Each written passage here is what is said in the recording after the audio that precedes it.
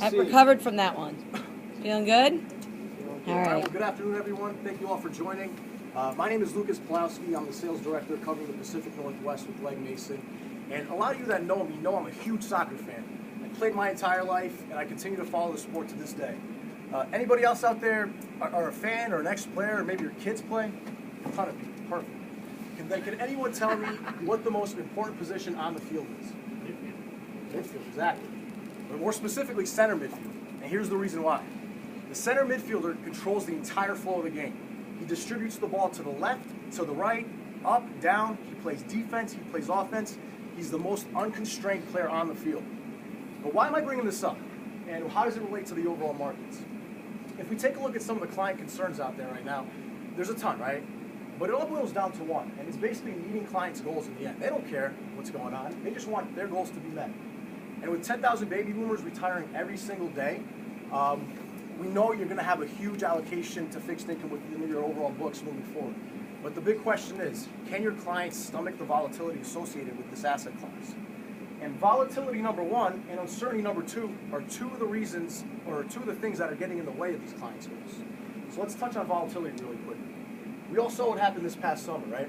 Bernanke came out, hinted at possibly tapering the QE program.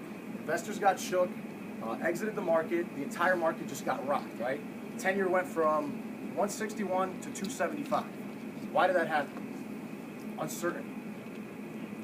We're clearly in unprecedented times right now. There's a lot of different factors affecting our current fixed income portfolios and our portfolios that we're going to have in the future. So things like rising rates, the debt ceiling, Europe, for instance. Not to mention, we have a referee by the name of Ben Bernanke who's constantly changing the game on us and making new rules up as we go along. And now he's getting subbed out for Janet Yellen.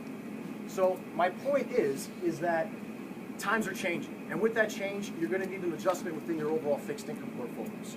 So just how do we do that? Well, based on my research, based on my firm's research, we suggest hiring a center midfielder in the form of our Western Total Return Unconstrained portfolio run by Western. Western is the largest fixed income only portfolio manager in the world.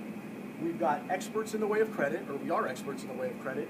And number three, we've got one of the most experienced and dedicated research teams out there in the industry.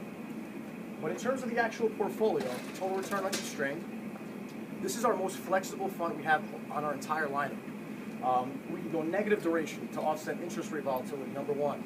Number two, we have flexibility on the peripheral, meaning we can go in and out of different asset classes that are negatively correlated to the 10-year treasury.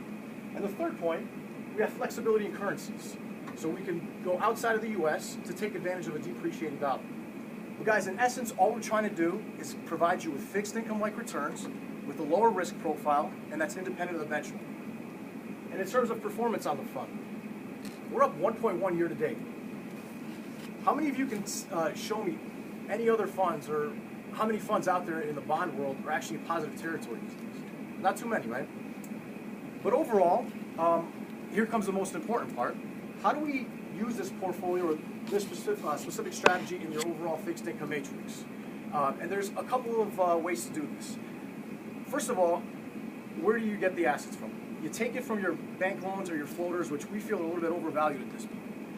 And then again, you can use it in one of two ways. So number one, if you think that we're coming to an end of a 30-year bull bond market and there's a Fed activist, you're going to want to use this as your core and saddle it around.